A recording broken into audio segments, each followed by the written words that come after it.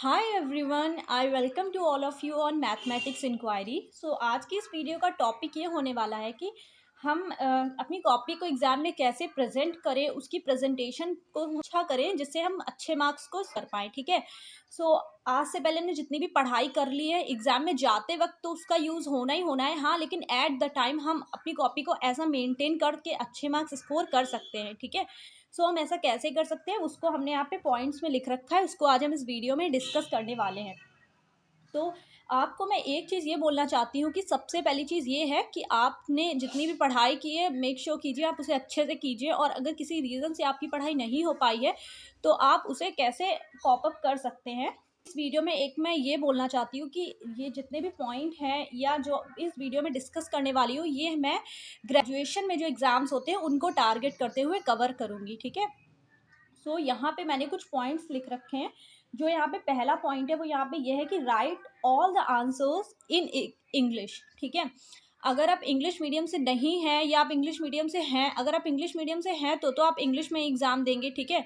और अगर आपका जो मीडियम है वो हिंदी मीडियम है तब भी आप इंग्लिश में लिख सकते हैं, आप कोशिश कीजिए। और अगर आप नहीं कर पा रहे हैं तो आप जैसे कि इंग्लिश और हिंदी मिक्स करके भी लिख सकते हैं, कुछ बच्चे ऐसा लिखते हैं और जिससे आप अच्छे मार्क्स स्कोर कर लेंगे। ठीक है।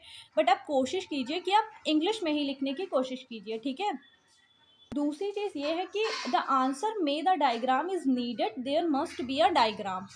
जिस भी आंसर में डायग्राम की ज़रूरत है, जैसे कि आपसे कोई भी फिज़िक्स का क्वेश्चन आया है तो वहाँ पे डायग्राम बनाना इम्पॉर्टेंट हो जाता है, क्योंकि फ़िज़िक्स के जो आंसर्स होते हैं उनको डायग्राम के थ्रू काफ़ी अच्छे से हम एक्सप्लेन कर सकते हैं। तो जहाँ पे डायग्राम बनाने की ज़रूरत है वहाँ पे आप डायग्राम ज़रूर से बनाइए। ठीक है। और जो तीसरा इम्पॉर्टेंट पॉइंट ये है कि highlight the keywords of the answer.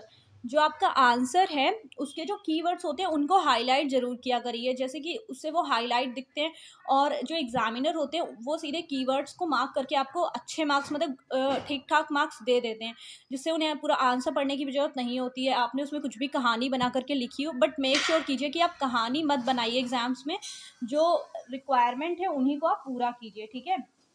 जो यहाँ पे फोर्थ पॉइंट है वो ये है कि try to complete the copy. जो कॉपी मिलती है ग्रेजुएशन में वो काफ़ी पेजेस की होती है, मतलब काफ़ी बड़ी होती है। ठीक है। तो आप ये मेक श्योर कीजिए या आप ये ट्राई कीजिए कि आप जो कॉपी होती है उसको पूरा भरने की कोशिश कीजिए।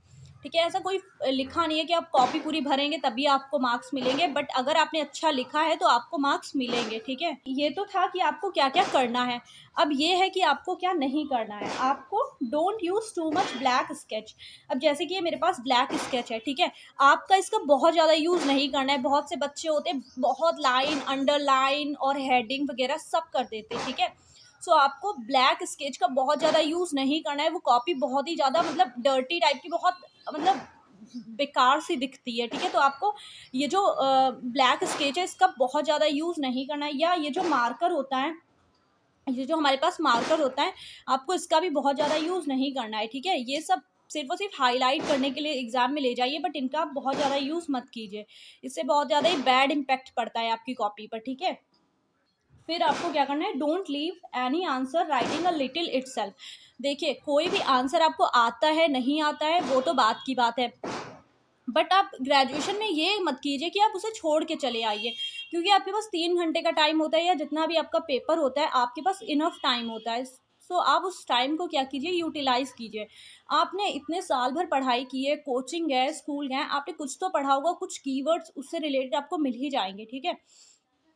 तो आप ये मेक श्योर कीजिए कि आप उसमें कुछ अपनी तरफ से बना के लिख दें, या आप मतलब कुछ क्वेश्चन से थोड़ा सा ले लें, या क्वेश्चन पेपर देखें उससे कुछ ना कुछ मिलता जुलता ले लें, या मतलब आप उसको छोड़ के मत आइए और कोशिश कीजिए कि उसको थोड़ा बना के लिखें, लेकिन इतना भी मत लिखिए कि थोड़ा सा ऐसा लिखें कि वो थोड़ा रियल लगना चाहिए। ठीक है।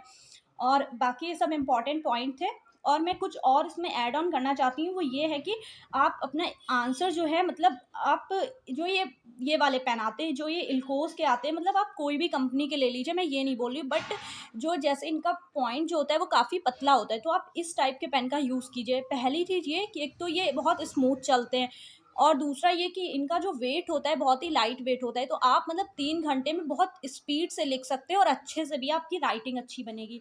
और इंस्टीड ऑफ अगर आप इस टाइप के पेन का यूज़ करते हैं, जैसे कि ये पेन जो होते हैं ये दिखने में बहुत महंगे होते हैं और काफ़ी ज़्यादा हैवी वेट होते हैं, ठीक है।